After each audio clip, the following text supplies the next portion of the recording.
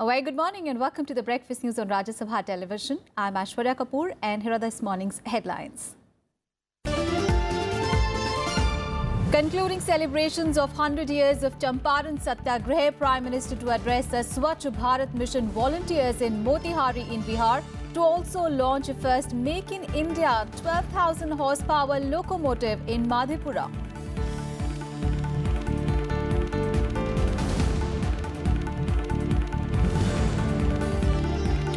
Centre asks the states to tighten security and prevent violence during a Bharat Bandh called by some groups today, but against a caste-based reservation in jobs and education.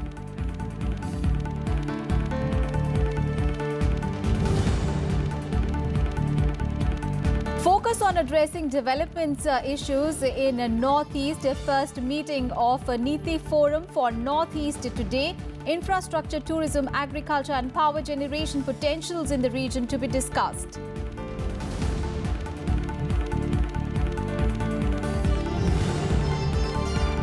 Indian Army to get a world-class bulletproof jackets. Centre signs contract with a Delhi-based company to procure over 1,86,000 jackets with added protection level under the Make in India initiative.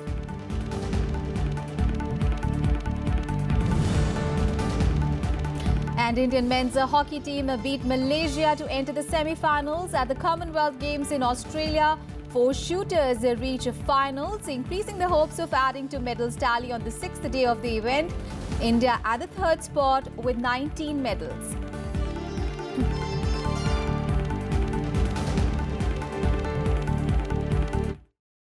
Our top story this morning, Prime Minister Narendra Modi will be in Motihari today to address Swachh Bharat Mission volunteers and will flag off a number of schemes. The Prime Minister's visit is a part of the concluding celebration of a Champaran Satyagraha centenary launched by the Bihar government in April last year. The event will be celebrated through the Satyagraha Se Swachhagraha, 60 million litres daily for Patna. These projects will ensure that no untreated water goes into the Ganga in Patna and the sewer lines reach every household in the town. Mahatma Gandhi had, remember, launched the Champaran Satyagraha on 10th of April 1917 against the British to fight for the rights of the farmers who were forced to undertake indigo cultivation. And Prime Minister Narendra Modi will also flag off the country's first 12,000 horsepower electric locomotive from Madhepura Locomotive Factory today. Now, with the launch, India will join an elite list of countries including Russia, China, Germany and Sweden that have 12,000 horsepower and above capacity electric locomotives. It will help decongest routes by improving the speed and carrying capacity of freight trains. The Madhepura factory was completed in record 12 months in partnership with a French firm. According to the contract between the company Alstom and Indian Railways, the first 5 locomotives will be imported while the remaining 795 will be manufactured in the country under the Make in India program. The factory is likely to generate direct and indirect employment for about 6 lakh people. The Prime Minister will also flag off the Humsafar Express between Katihar and Delhi and also lay the foundation stone of a track doubling work on Muzaffarpur Sugoli Balmiki Nagar section. And earlier on Monday, Prime Minister Narendra Modi addressed the Central Public Sector Enterprises Conclave in the national capital, and describing the conclave as a new beginning in the public sector sphere, he gave a new formula to create a new India. The conclave that features presentations on best practices in CPSEs was attended by senior officials of CPSEs and top ministry officials as well.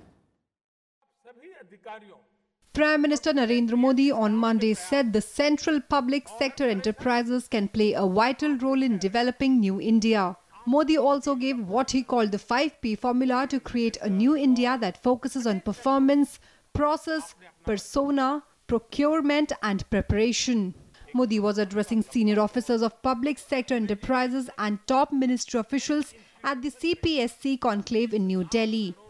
आज तक हम PSCs को नवरत्न के रूप में classify करते रहे, लेकिन अब वक्त आ गया है जब हम इससे भी आगे की सोचें। क्या हम न्यू इंडिया रत्न बनाने के बारे में नहीं सोच सकते, जो न्यू इंडिया बनाने में मदद कर सके? क्या आप तकनीक और प्रक्रियाओं में बदलाव के लिए जरिए न्यू इंडिया रत्न बनने और बनाने के लिए तैयार हैं? मैं समझता हूं कि न्यू इंडिया के निर्माण में आपकी सहभागिता 5P फॉर्मूले पर चलते हुए और ज्यादा हो सकती है। Addressing the gathering, he described this conclave as a new beginning in the public sector sphere. Expressing concern over inadequate procurement by CPSCs from micro, small and medium enterprises, Modi prodded them to buy more from the small units and ensure timely payments. In 2016, procurement by CPSCs was only 25,000 crore rupees from MSMEs out of the total 1.30 lakh crore rupees. क्या आप सभी मिलकर कोई ऐसा mechanism नहीं बना सकते, ऐसा कोई फ्रेमवर्क नहीं बना सकते जिससे देश के लघु और छोटे उद्योगों से ज्यादा सामान खरीदा जाए? विशेषकर देश के पिछड़े इलाकों में जो उद्योग हैं, उनकी हैंड होल्डिंग आपके द्वारा की जा सकती है। The Prime Minister further said it is not enough to rest on past laurels, but also important to adapt to emerging challenges. Thematic presentations were made on the occasion on subjects like corporate governance, human resource management, financial re-engineering and innovation. Bureau Report, Rajya Sabha Television. And on to the other top story of the day. The first meeting of the Niti Forum for the Northeast will be held in Agartala today, and the aim of the forum is to give a boost to the development projects in the region by identifying constraints and streamlining resources. The meeting will be chaired by Vice Chairman of the Niti Aayog, Rajiv Kumar. The focus of the meet will be on improving road, rail and air connectivity in the region. Utilizing existing potential for hydropower and exploiting agriculture and allied sectors will also be on the agenda. The other areas that will come up for discussion include organic farming, cultivation of vegetables, fruits, spices, medicinal plants, soil health card for the farmers and ways to boost milk production, as well as early completion of ongoing irrigation projects. Promotion of ecotourism, rural tourism and adventure tourism will also be discussed at the meet. Minister for the Development of Northeastern Region, Jitendra Singh, Chief Ministers of the Northeastern states will attend this meet. Remember, this forum was constituted in February this year. And Defence Minister Nirmala Sitharaman has said that many countries are interested in Indian missiles and that the government is considering selling them to friendly nations. She said this while addressing the CII annual conference. Many union ministers and people associated with the industry participated in the two-day annual meet. Here are all the details. Defence Minister Nirmala Sitharaman on Monday participated in the annual summit of Confederation of Indian Industries. Underlining the importance of indigenous manufacturing, she said that defence production policy will be finalised soon. Missile interests on Indian missile is definitely growing and we are addressing it. We want to be able to export to friendly nations. The Defence Minister also said that the government is considering selling missiles to the allied countries. We are glad to say the consultations have yielded a lot more inputs which have been factored in, and soon I think we'll be able to present a finalized defence production policy. Addressing the summit, Commerce and Industry Minister Suresh Prabhu said that India can take advantage of the current challenges facing the global markets. In Europe, US particularly, there are so many think tanks thinking about so many critical issues outside the government, and that is what makes policy making a much better option. So I think at a time when such challenges are there, you must genuinely think about how do you make this real think tank a reality. Union Minister Hardeep Puri and Niti Aayog Chairman Amitabh Kant were also present on the second and the last day of the CII's annual session 2018. The challenges faced by the industry sector and its solutions were also discussed at the program. Now Vikram Singh's report for Rajya Sabha TV. The centre has signed a major contract for world-class bulletproof jackets for the Indian Army. The contract for 1,86,138 modern bulletproof jackets has been signed under the Make in India initiative. The government says that the contract has been signed after stringent field evaluation trials. The contracted jackets have a contemporary and state-of-the-art specifications and added coverage area as well. The new bulletproof jackets will provide a 360-degree protection to the soldier in combat, including from latest hard steel core bullets. The case was processed as by Indian. The provision of these new bulletproof jackets was done by Indian manufacturers who were successful in the trials. This has given the impetus to the Make in India initiative of the government. And Vice President M. Venkaiah Naidu has said that the CRPF is truly the strongest pillar of the country's internal security apparatus. The Vice President awarded gallantry medals to the 50 brave CRPF officers and soldiers on CRPF's Valor Day. The Vice President lauded the immense contribution made by CRPF in upholding the unity and integrity of the country and the role it plays in cementing the internal security framework of the country. The Vice President said that the CRPF plays a commendable role, especially in Jammu and Kashmir. He said that it was due to the efforts of the CRPF that there is a significant decrease in the terrorist activities in the valley. Equally commendable has been our operations in Jammu and Kashmir, where the force has launched many operations during the last 1 year. Controlling terrorism effectively, you have put in place community action programs that enhance our credibility and acceptability. It is a matter of great relief that due to these continuous operations, there is a significant decrease in terrorist activities.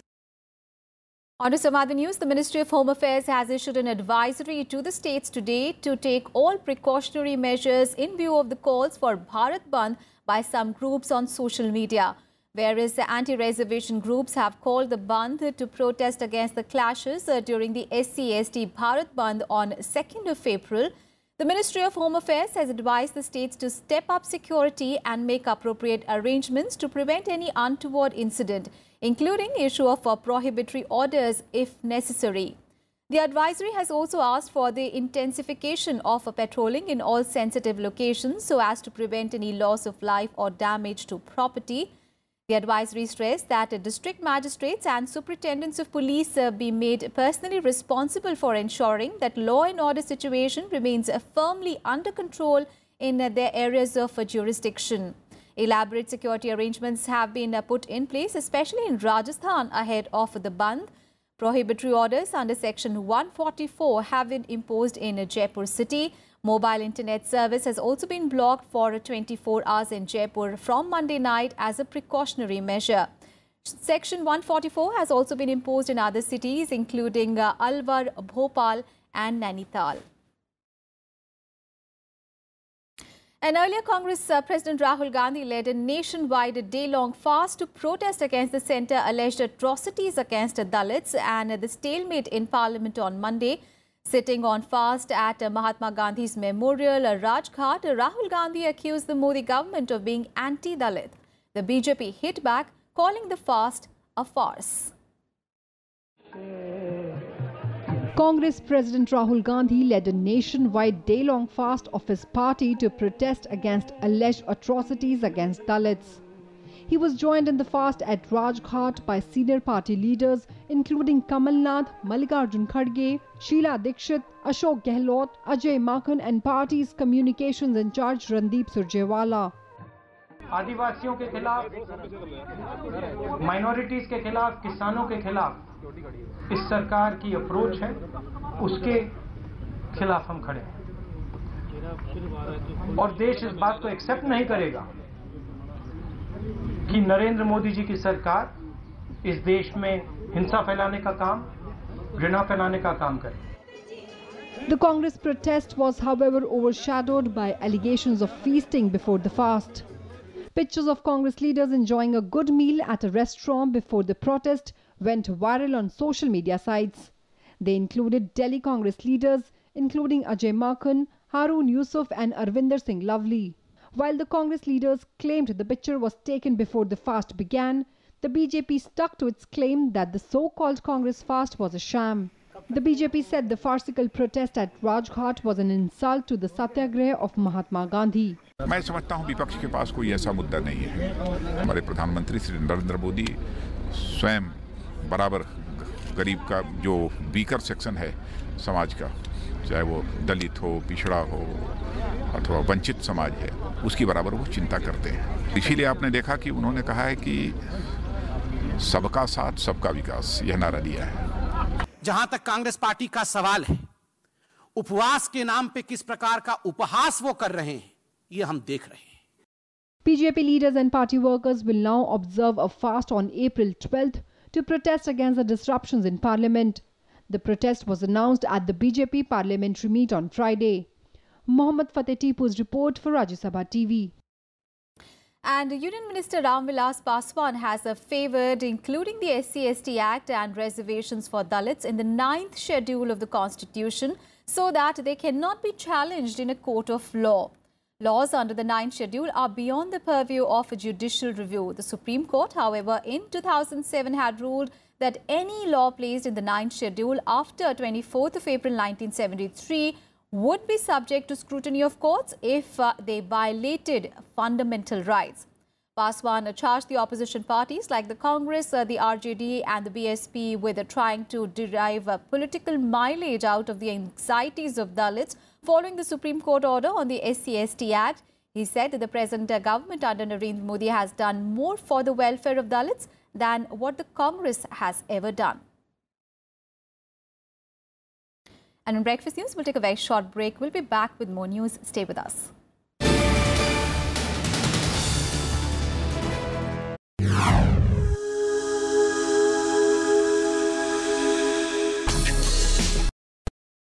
Tales that inspire.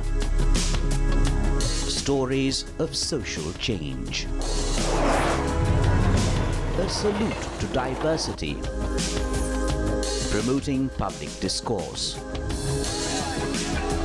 Events that motivate. Inspiring the innovative spirit. Watch Rajya Sabha television documentaries.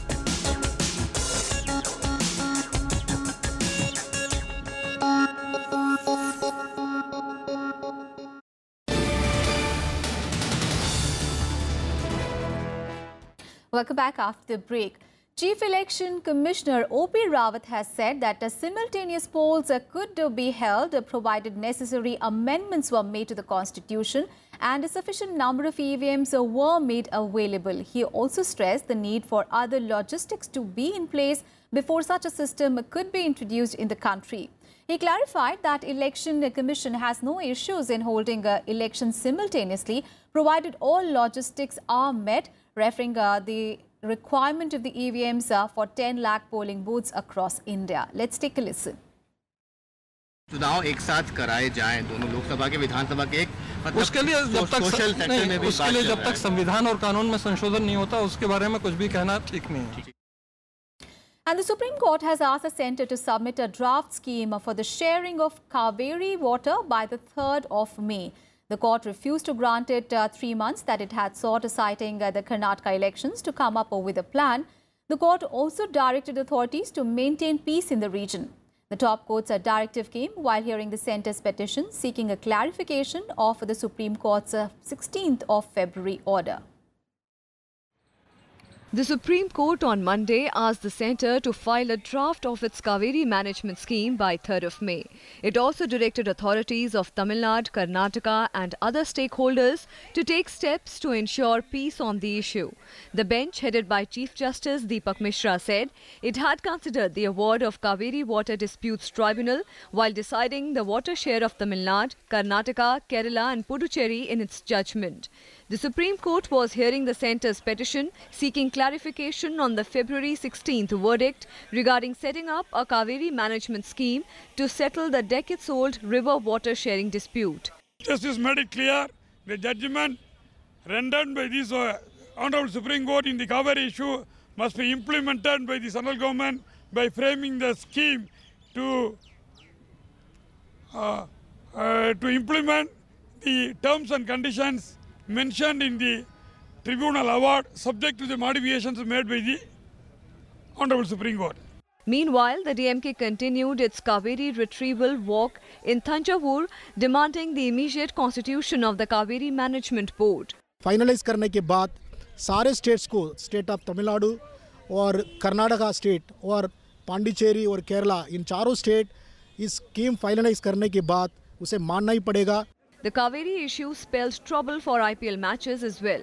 Several state parties, including Tamil film star turned politician Rajnikant, said holding a gala event like IPL would be embarrassing when the entire state was protesting for a cause. AMMK leader TTV Dinakaran appealed to cricket fans to shun the matches.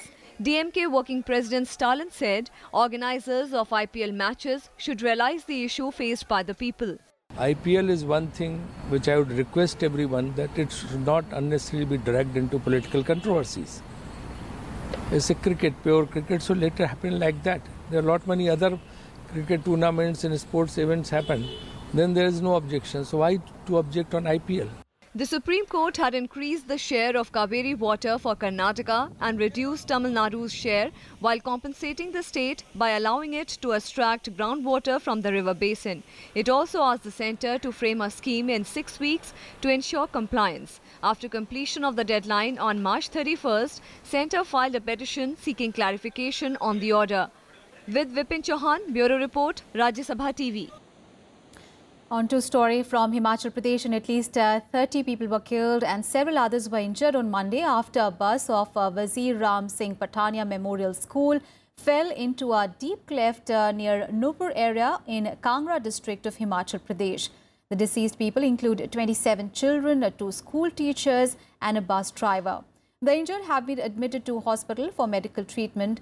Himachal Pradesh Chief Minister Jairam Thakur has announced an ex gratia of 5 lakh rupees each for the family of the accident victims and has also ordered a magisterial probe to ascertain the cause of the accident.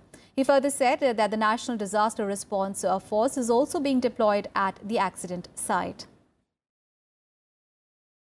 सूचना के मुताबिक अभी 27 कुल जो है उसमें death हुई है, ऐसी जानकारी मिली है, लेकिन उसकी सारी अभी पुष्टि हम करनी बाकी है.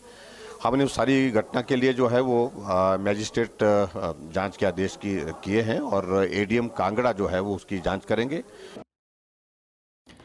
And President Ramnath Kovind will be in Zambia today on the last leg of his 3-nation Africa visit. Kovind's visit to Zambia will be a first by a head of the state from India in 29 years.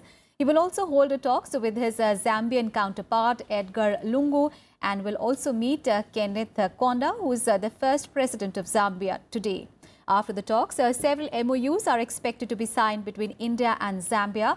MOUs aimed at enhancing cooperation in various sectors, including the establishment of Entrepreneurship Development Institute in Zambia, taxation, visa exemption on diplomatic passports and judicial cooperation are likely to be signed. Earlier, President Ramnath Kovind was in Swaziland, where the country's Prime Minister received him at the airport. Later, Kovind also met with the King of Swaziland at Lositha Palace, after which an agreement was signed pertaining to visa exemption for the holders of diplomatic and official passports, and an MOU was also signed on cooperation in the field of health and medicine. President Ramnath Kovind was also conferred with the highest civilian honour of Swaziland.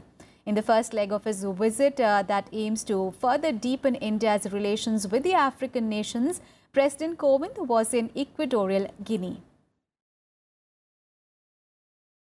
The big international news now, and the US and Russia have traded barbs at a UN Security Council meeting on the alleged chemical attack in Syria.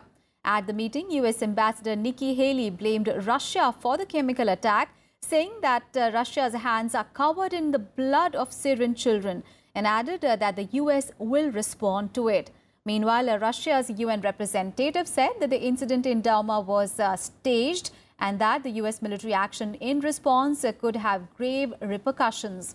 The Syrian UN ambassador denied involvement in the alleged chemical weapons attack in Douma, and earlier the human rights chief said that powers were treating chemical weapons use with a collective shrug.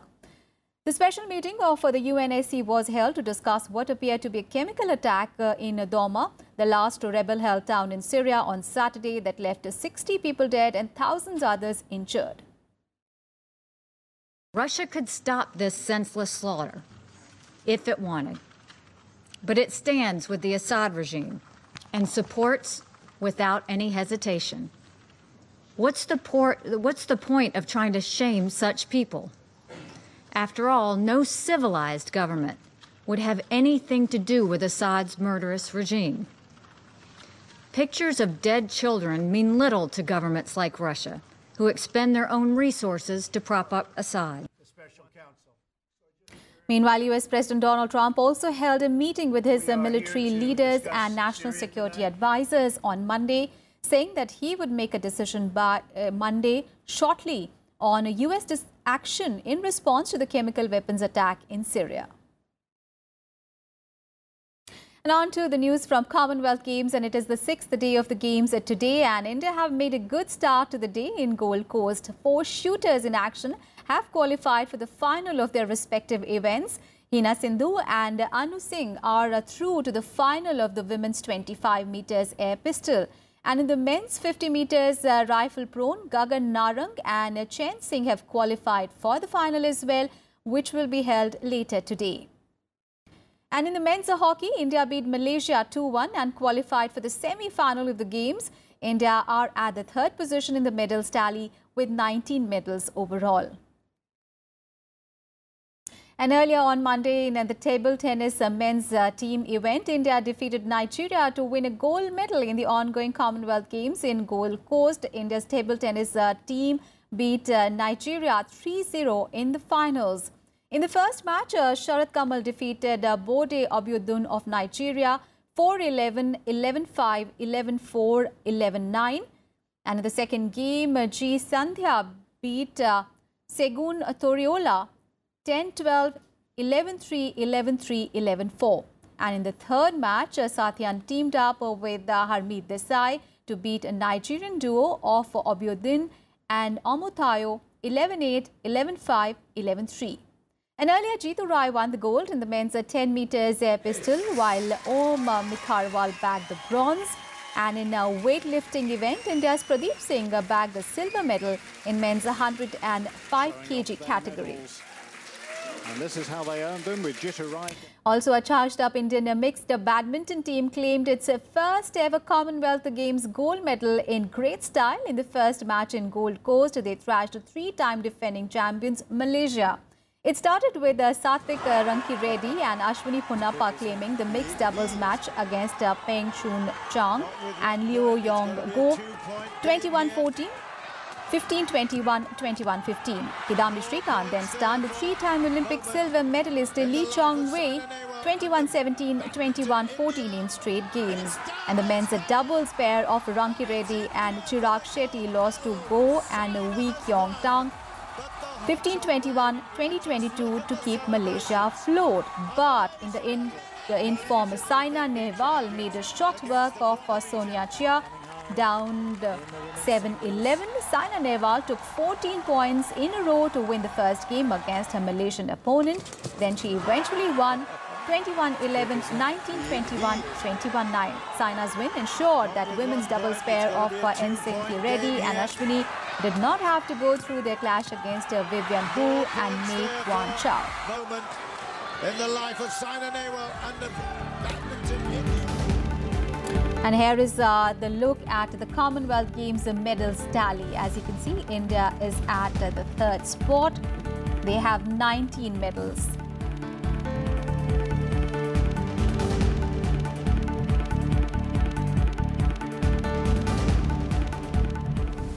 And that's it from me and my team in this edition of Breakfast News. Thanks for watching.